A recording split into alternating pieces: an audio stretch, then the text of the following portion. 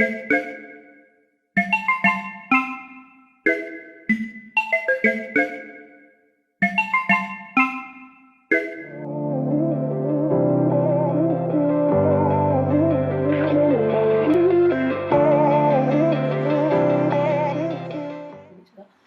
guys and welcome to another show of Jai with Appa. This is your host, me, Appa Sam, and this is... And me, Anissa, and I was just clearing my throat and I got a dirty look from Appa. Yeah, because he's always got shit stuck in his throat. That's the only issue here. Where's that pound jar? Where is that pound jar? I've got to put pound in the jar every time we say a bad word. So basically, guys, today we have got a special guest on the show. So we'd like to kick off and talk about some issues which have meaning, which actually need education for the community and for ourselves as well, to be honest. And our views and our good friend Michael's views. Michael is our editor. Michael was the first person that we brought on our LOV journey to help us out when we started. So he's a very, very dear friend, very close to us, and he's our go-for when we need advice on anything to do with editing. So guys, welcome Michael and take it away, Appa. So Michael, welcome to the show. Hello, thank you for inviting me. Brilliant. So Michael, for everybody out there, Michael's actually a tutor as well. Michael, what do you do in your professional life? So I'm a qualified science teacher. I've been a qualified science teacher for about 12 years now. So I started teaching at the age of 22. You see, you can work out how old I am now. And then I started my own. Business about 2 years ago, where I do private tuition, and that's online and face to face and small groups. And I also do a YouTube channel to do like science experiments. Yeah, we watched and you that. do fantastic. Awesome science experiments. My sons follow it, and then they try them in the garden. So whenever something goes wrong. Good. Get Mr. Scott here. She's saying certain. She's speaking French and thinking of you. So let's just say we'll say it in a politically correct manner. You know, guys, your people can check it out as well. Ultimate Learning on YouTube. Ultimate Learning, guys. Ultimate Learning. You have to check out Michael's YouTube channel and subscribe and show him some love. It's for everybody. It's for your children, the adults. You will all absolutely love it. I mean, the other day, he threw acid or something on his face, and I was like, oh my God, did he actually do this? It was an amazing video. I will put the link up. Guys, you must watch.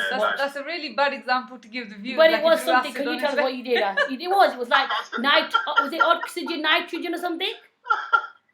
Yeah, it was nitrogen. Nitrogen oxygen. See? Nitrogen oxygen. Michael, she's watching. If it was acid, I won't be here.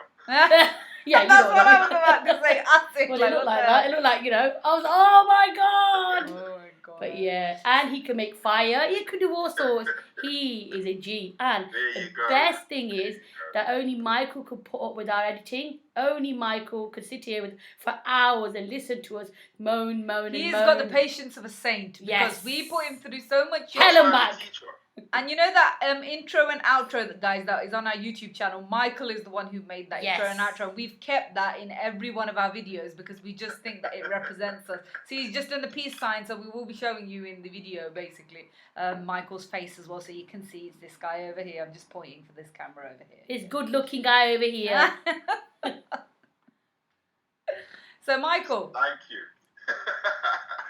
Yes. So we've had a bit of laugh and stuff, and now we just wanted to discuss some, like really important issues, like currently what's happening around the world. So along with coronavirus, the world went into lockdown in 2020 in the end of March. And then I found that it was a time where people were self-reflecting, and I kind of think people started waking up a little bit in this time. Otherwise, we became robots. We were in our jobs.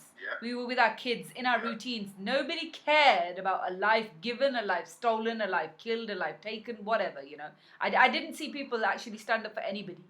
And recently, after George Floyd was murdered by a police officer, and I would call it murder because I've seen that video, and I haven't got the heart to watch it all, because all which goes through my head is when he says, I can't breathe. And every time I think about that, all I think, if I was there, I don't care if the police officer shot me, I'd want to push that police officer off his neck. Absolutely. Because there would have been a life saved there. So people recorded, and that helped. But I think Will Smith said, racism has always been around, but it's just getting recorded now. That's the only It's just difference. being recorded.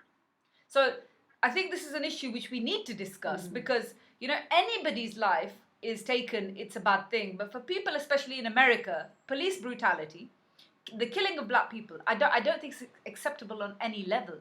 And now people are starting to make a phone call and actually say to the police that it's a black person to get a faster response and to actually have these people killed. And that's what's happening. I mean, what are your views on this? How do you feel about it? Well, you know, before you talk about George Floyd, remember there was the lady in the park who took her dog this is in Central Park. This is, I think it was either a few days before George Floyd, and there was a white lady who took her dog for a walk in Central Park. The dog wasn't leashed, and there was a black guy going for a jog, and he just said to the woman, "Can you put the dog on a leash?" You know, which I think, according to Central Park in New York, the dogs have to be leashed. You shouldn't have a dog just free to run around. And the woman obviously didn't like the fact, or, you know, she didn't appreciate that someone had told her what to do. And I think there's a video going around on YouTube where she calls the police and says, "Oh, there's an African American man I saw that threatening me in the park." And by, you know, to me, that's the build-up of George Floyd, because people seem to understand that if I ring the police and add, you know, "Oh, it's a black guy," that it's going to add some sense of urgency. And by saying that, you know what the consequences are going to be. You know, by saying that, either the police are going to act with more force or they're going to act quicker. Yeah, absolutely. I saw that video. I found it was really disturbing. Sorry, go on. Sorry, what was you saying? Yeah, I think, you know, in America, America is a lot more kind of overt with their racial issues, and you know, and this is what the Black Lives Matter kind of movement is about, because, you know, we in the black community, we've seen countless stories, videos going around for years of the police, you know, dehumanizing and brutalizing and demonizing black people, and like he says, you know, this has been going around for at least 400 years. Since the abolition of slavery, we know that black people in America have not had a level footing or a fair playing field ever. And you know, this has been going on since slavery, but like you just said, it's being recorded recently because everybody now walks around with one of these. Yeah, absolutely. And that's, you know, this is something that people have been, you know, I remember I was about 6 or 7, and Rodney King, he was the first black African American that got caught on video camera being beat up by the police, and, you know, the police officers, none of them faced any charges. They all walked away from it. And I just think people have got tired. People have had enough. You know, and I can't imagine what it would feel like to have a son in America, a black African American son in America, and, you know, when you let your son out, there is that risk that he's not going to come home tonight.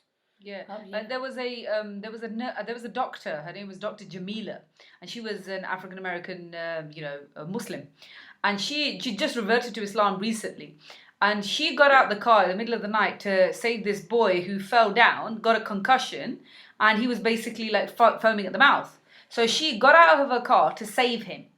And what happened with her was a gentleman was going by and he saw her trying to save his life and said, "I'm going to call the police, you're trying to hurt the boy." And she said, "I'm a doctor. Can you just do that later? Let me save his life." And this story really, really disturbed me. Like a Muslim scholar was telling this story. And he said, literally, she just carried on trying to save him. Police came.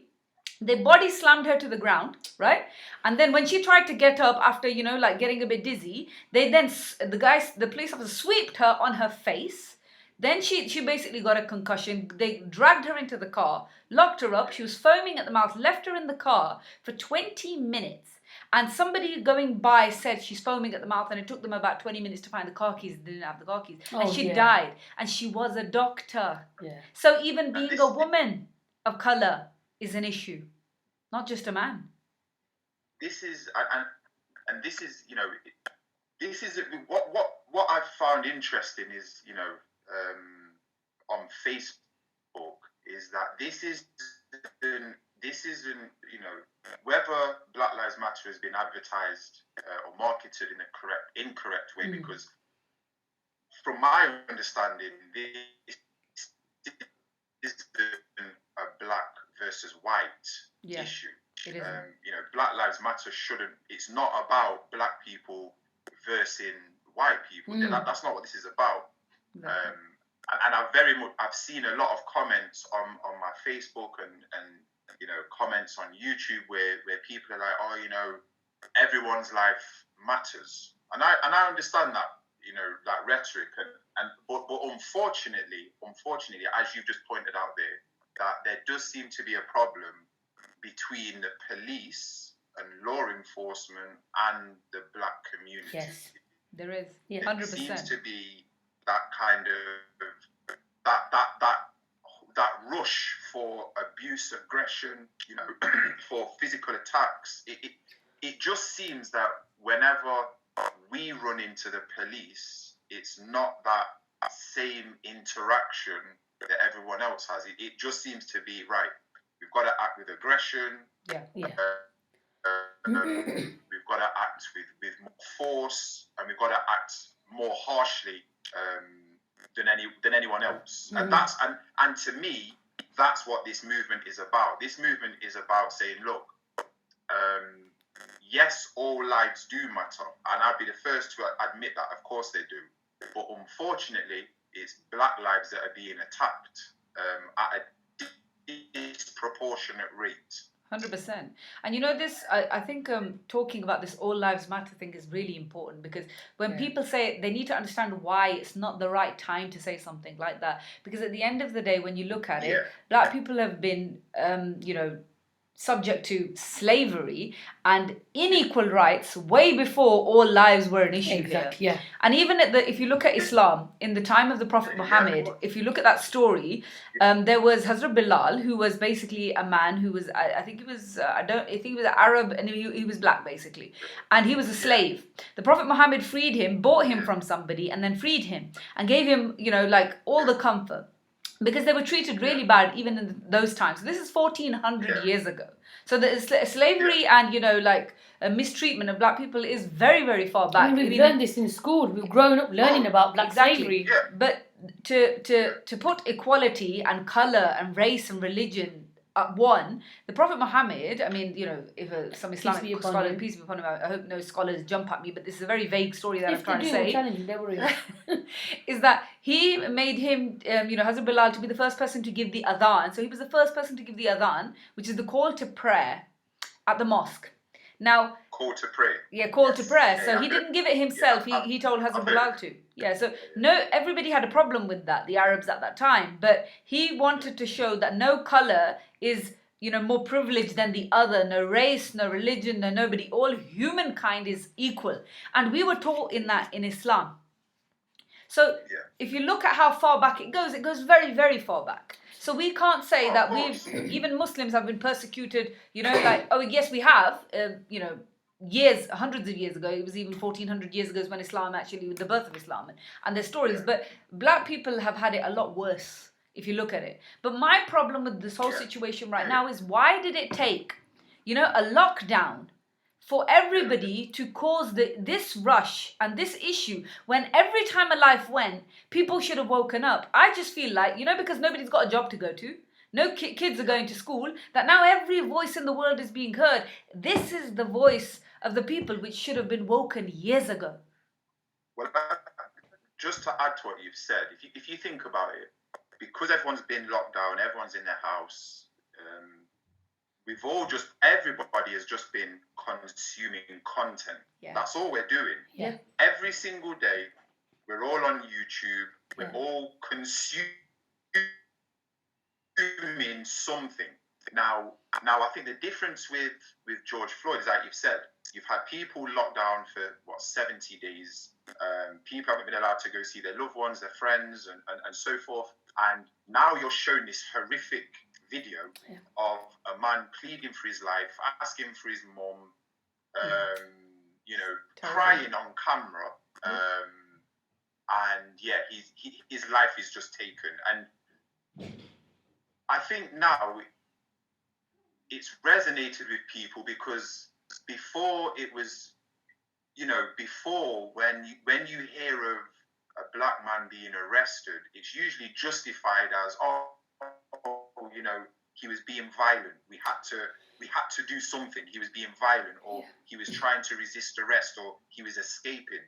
But this video, what this video has shown is like he wasn't resisting arrest. No. He was in a peaceful, a peaceful, well, not a peaceful, but he wasn't resisting. There was no violence to him at all. But we just seen pure aggression from a police officer. And unfortunately, that video has the video has just brought to light now that maybe when Black America and UK, I don't want to forget the UK, that when Black people worldwide have been crying out that there's an injustice, usually it's swept under the carpet. Oh yeah. Usually police reports, we can sweep things under the carpet. Oh yeah, he was guilty, he did this, he had that, and people think, oh okay, it's justified. No. We have all, everyone in the world has watched a man die on camera. We watched a murder. We watched a man die on camera, and I think that is what's touched a lot of people. And a lot of people, white, black, whatever background, it's hit people and thought, no, this is wrong. There's something wrong with this picture. And I think America, they've had enough.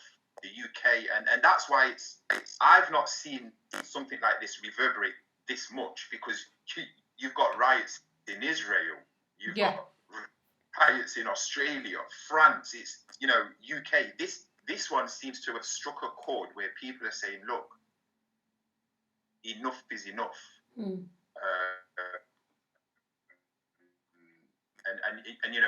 we can't just sit by anymore. And I respect the young generation, because a lot of the younger generation, they're the ones who are kind of questioning things,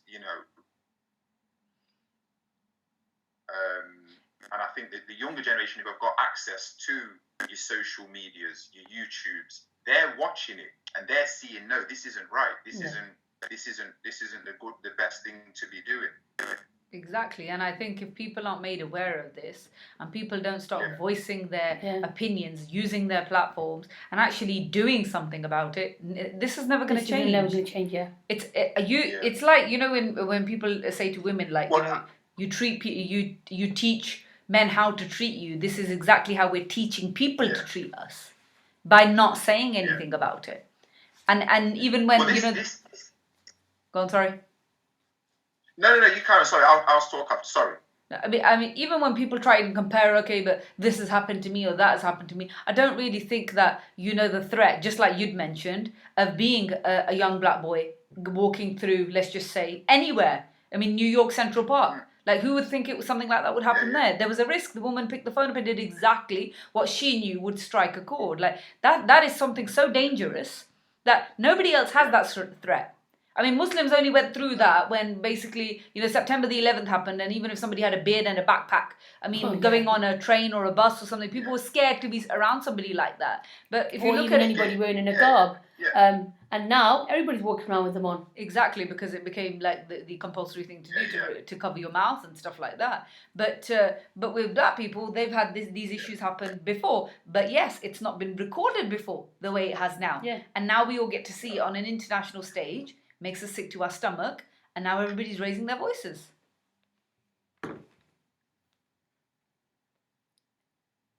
And what I wanted to say is to bring it closer to home. To bring it closer to home to us. We Mark Duggan, a black guy in London, who was suspected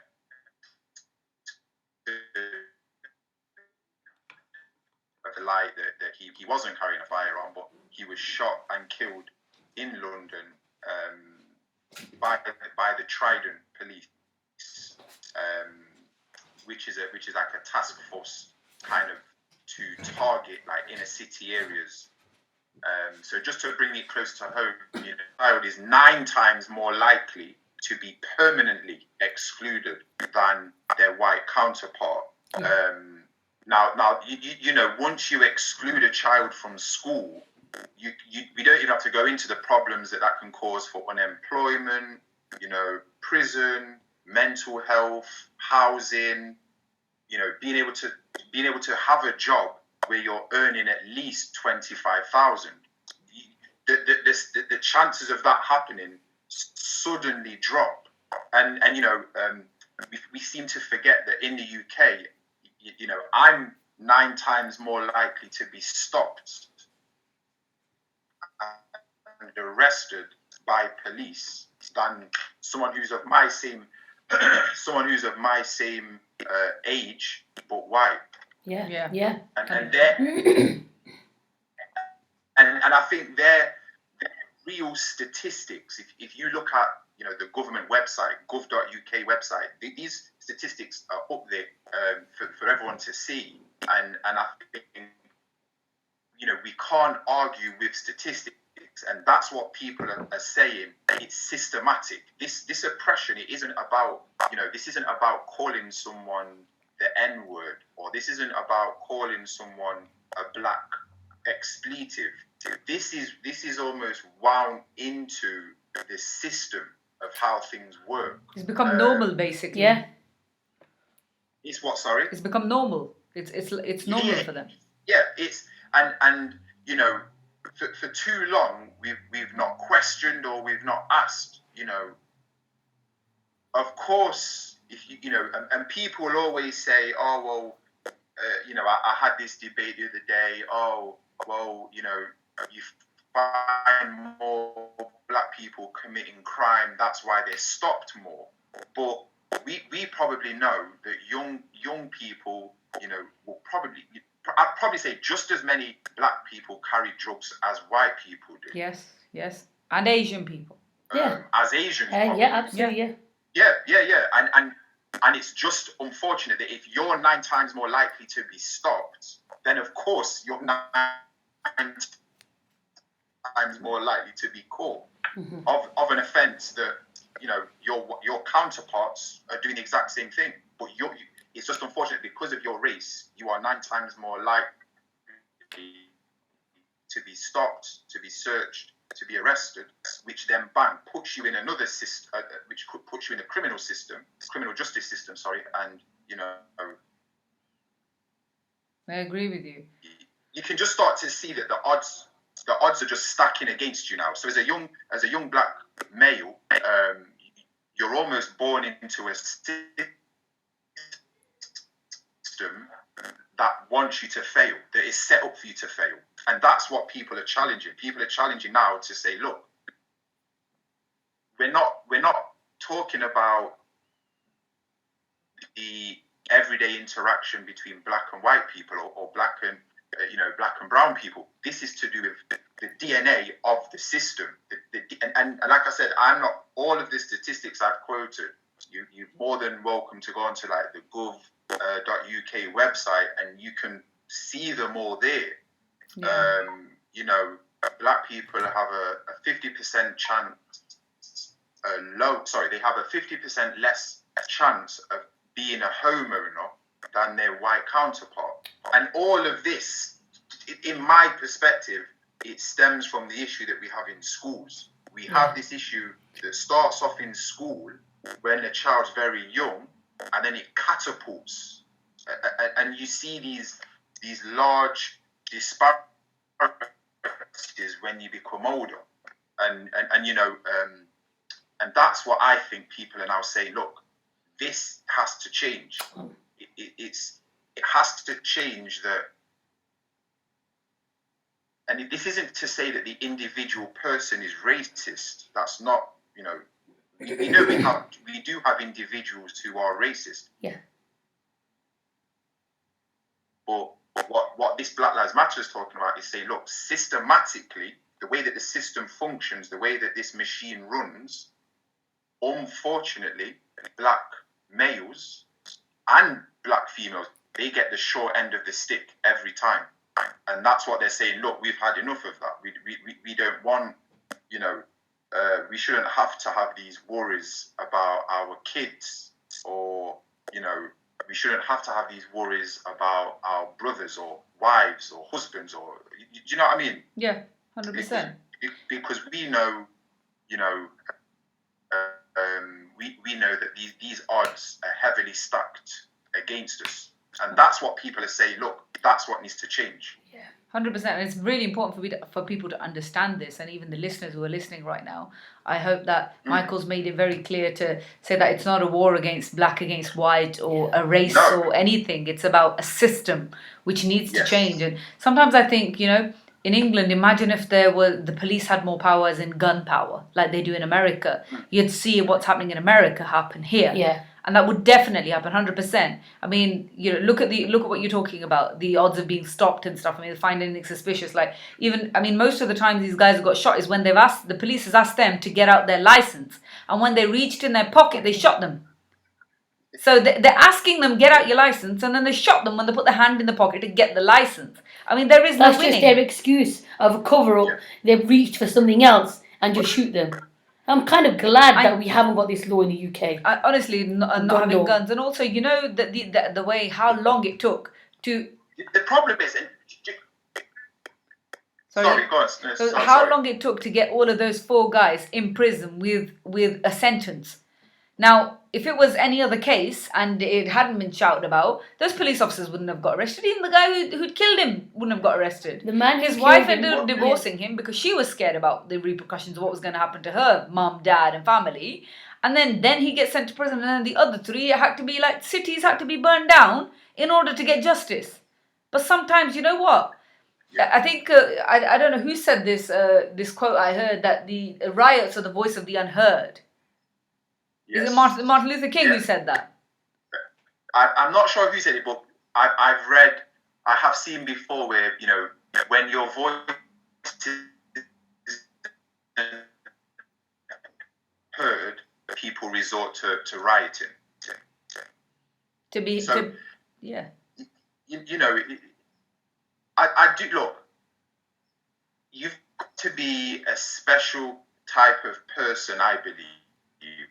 To be a police officer is a tough job. You know, I'm not gonna say all of the police are bad, because that would be stupid for me to say that. It's a very tough job.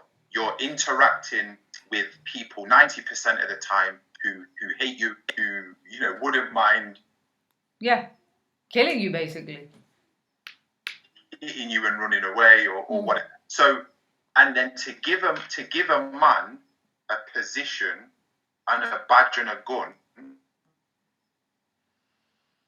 and if you as a man have in your mind that power's now gone to your head, you become a very dangerous individual. It takes a special person. I believe this is my opinion. It takes a special person to have that level of power, but yet not abuse that power, and to be able to say, do you know what? I do have the power of freedom and justice in my hands. But if I use it correctly, then the situation can be defused or de-escalated. Yeah. But we do know we have that small minority in the police that unfortunately ruin it for everybody and give them all a bad name. That I'm not going to say all officers are bad, but there's like I said, there's that small percentage that may not handle the situation correctly, may not handle the situation sensitively, and that again that could be due to not having that training, the adequate training, or not having people of colour on the force who represent the people that they're policing. Exactly. Do you see what I mean? And I always think that the same with the school system, the same with the justice system, and the same with any system. You should have people in that infrastructure that represent the people who you're giving your services to. Absolutely. 100%. And that's the problem. That's the issue that we have. 100%. Thank you so much, Michael, for coming on the show and talking about it, because I think you've spoken, I think, the voice of reason in the sense that giving people more understanding of why this is an issue, what is the issue, and why, currently using even the wording all lives matter, which they do when you say it in a generic form, but over here it's really important to understand the issue and educate yourself. Yeah. And even for us, like hearing all of this from you, it's kind of like made us understand what we actually know and what we actually are aware of, but we didn't really think about up until this moment. Yeah.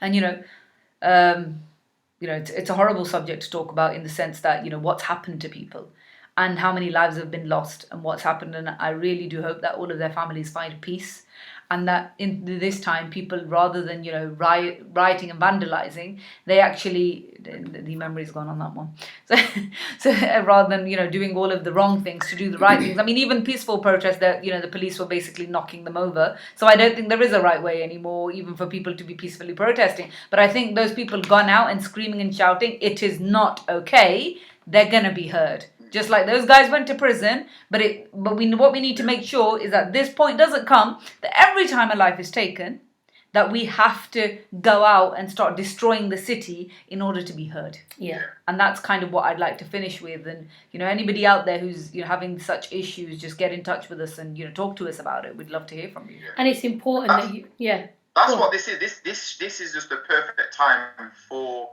for conversation, definitely, because I've had some very interesting conversations on Facebook with people who have expressed their opinion, and I'd have never thought that's how they thought had this have happened. Michael, I can second you on that, because there were some comments that I read on Facebook, and this is our circle of colleagues and ex-colleagues, and I was just taken back by, I never thought that they would be writing such comments. So same, I was taken back as well. And this is our circle that you're discussing here.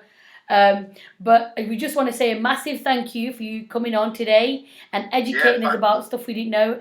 And going back to the school education system was so important, because if we don't stop it from there, this is just going to continue. Yeah, it snowballs. It snowballs out, and by the time you're my age, 34, 35, it's too late. It's too late to intervene then. The beast is too big. Yeah. 100%.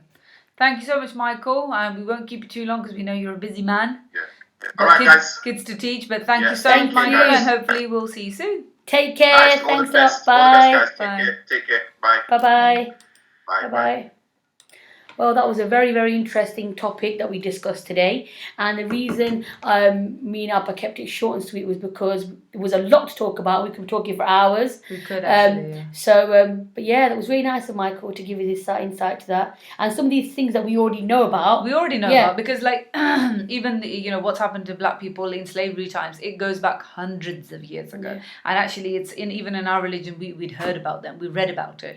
So how is it we know about it, and when something happens happens, we're okay with it, and we just want, because everybody's been putting stuff on their status, and we've only done it once or twice. But the thing is, this is a problem which requires bigger change than just putting it on your platform. You need to talk about these things, and I think dedicating a whole podcast to it was important to us, because we wanted to talk about a subject which we are hurt about. We are feeling that this is just something which isn't right. But just to act as though we're the representations of, this issue, it's not enough. It's maybe to talk to somebody like Michael who can tell us more about how it feels being somebody, like a middle-aged a black gentleman who knows that what odds are against him, what issues that him and his family or friends or even kids at school who he's taught are going through. Because he's a teacher and he comes from an educational establishment, he can see even more. I mean, I still am in the education, but we work together in the same school, so everything Michael is saying, it's just brought it all back, and it's all made sense that actually, yes,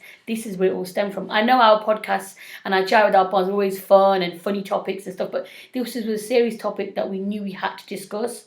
I'm glad we've done it. Yeah, I'm glad we've done it. I'm glad I stayed quiet. Appa said to me yesterday, actually, that okay, so we've got like 8 guests lined up, guys, and she said, what are we gonna do next? And I said, look, trust me, every single day there's something going on in the world which needs to be talked about. Yeah. And as much as we'd like to talk about funny and fun stuff, and we want to uplift people, I think educating through platforms is very, very important. So you're all aware of what's going on and what's unfair and what's fair and what the system is doing and what people are doing. So what you have to do is be the change you want to see in society. So if you want to see change in society, you need to change your own mindset. You need to change yourself as a person for the betterment of your kids. Raise your children as better people. Raise your children educated. Tell them about what's happening around. Wake them up rather than sitting them on their phones and them not know what's happening about them. Have these discussions in your home and bring up a brighter future for your children and your family. And I think sometimes people are afraid to discuss and openly talk about these kind of topics. I mean, they're really careful with what they're going to say and what words they're going to use. So it's important that if there's something you want to discuss, obviously without offending anybody or without being rude or offending anybody, come along, talk to us, bring your views to us, and we can share them. Yeah, and we can give you our points on them. We love to talk about subjects that you guys want to interact in, and 100% we're always there. But I think right now this issue was one that needed to be discussed, needed to be talked about, because we haven't put 100 posts on our social media, because I think this is such an issue which is just so deep rooted that I don't think just by putting a post on social media you're going to understand fully what it's about. Like if I put a 2-hour video on my social media, you wouldn't get it. But I think a podcast and talking about it was important for us, because we have a platform, and Chai with Appa has been very successful, and I believe that everybody loves and trusts us and our opinion. I mean, racism is in Asian culture as well. I mean, it is really bad. I mean, Anisa giggles about it sometimes, but it's just something which is true. Even Asian communities, how many people can tell you that if one sibling is darker or lighter than the other, the darker sibling feels inferior to the lighter sibling, and even when you get married, they ask, is the person fair enough? And Asian people within their community treat each other like that. I mean, there's loads of you out there who can probably relate to exactly what I just said. There was a drama called Bidai once. It was about 2 cousin sisters, and one was a bit fairer and the other one was a bit darker. Yeah. And I mean, we always talk about that drama, but it's true. It happens in our homes. Yeah, I mean, it's in every culture. I mean, in the South Asian culture, and these are the sort of things that people just don't want to talk about because they're not sure if they're allowed, if they can discuss them. And this is the same thing with me and Appa. Yeah. I always say to Appa, "Am I allowed to say that? Should I say that? Can I say that?" And with me, I'm one of those people. Yeah. I just say it as it is, and then later I might think, "Oh, maybe that was wrong," and it was a slip of the tongue, but.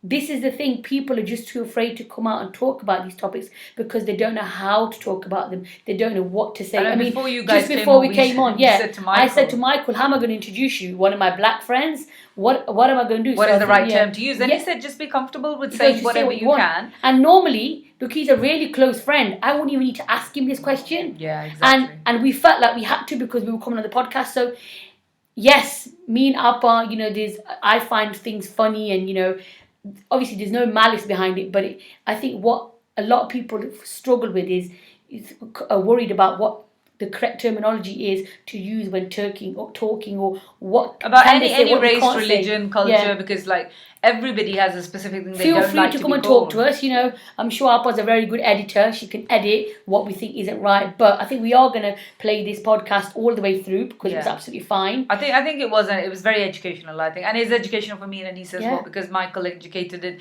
and kind of woke us up in the sense that there's an issue with the system. Yeah. So the system needs to change from grassroots. So you're talking about from the beginning. And this is something we already knew, but we didn't think about it. Yeah, we didn't think. I mean, I've come from this system and I know it inside out, but penny just dropped that actually you're right, Michael. It does start like this. I think it's 40 minutes are up now. Yeah, I think we've gone quite along with the show today. I hope you've enjoyed this podcast, guys. And sometimes we like to bring something different to the podcast. And Jai with Appan's about having a nice cup of tea, having a chat about real issues, and you're bringing on special guests. Show my cup because look at this state. Look at the state of it. She's basically snobbed her cup. That's how much lipstick and stuff in it. Cheers. Yeah. So thank you. Tune in again next week. Please, please, please, if you haven't already, share, like, and subscribe. Share it with your friends. Alhamdulillah, our Chai with Appa has become very successful. Me and Appa get daily calls to say we're on episode 3, we're on episode 4. They're absolutely enjoying it. And you know what? Me and Appa watch our podcast back sometimes or watch the YouTube back. And they're fun. They're fun actually because when I edit it and then I put it up, I don't actually think much about it. Send and then it to when me, I watch send it to her, it. she watches it and she tells me it was really and funny. I'm one of those people who switches off really quick. You know, if something's boring, I switch off. You've got to keep me going. I literally switch off. And you know what? I don't switch off, Alpha. I don't switch off. I know. And if I can keep her entertained and engaged, then I think entertained. Everybody will be fine. But I hope you guys have a wonderful day. And, I hope that today has been educational for you. And if you haven't done anything about it, don't worry about it. Educate yourself about it. So when the discussion is raised and people talk about it, you can participate and make a change. If not, educate your children. Educate your families, educate your parents. Education is the strength of a human being, and knowledge. That's the last kind of bit that I have to say for everybody. Stay safe, stay happy, enjoy what we've got left of lockdown, and then we're back to normal life soon. It'll be the hustle again, guys, and it'll be the grind, and hopefully we'll be able to tour again and have more Chai with Appa as an international location. And we will, I was just going to say, we will be bringing you Chai with Appa live from Dubai, and we will pick out some amazing locations, and I cannot wait. And some great guests. So I hope you have a wonderful day, guys, and this is your favorite duo, Appa Sam and Appa Nisa. Thank you for watching. Thank you for listening. Please do not forget to subscribe and like. Love you. Follow us on Instagram and Snapchat, guys. LOV_exclusive, and TikTok we are LOV exclusive together at LOV exclusive. Bye, guys. We love you lots.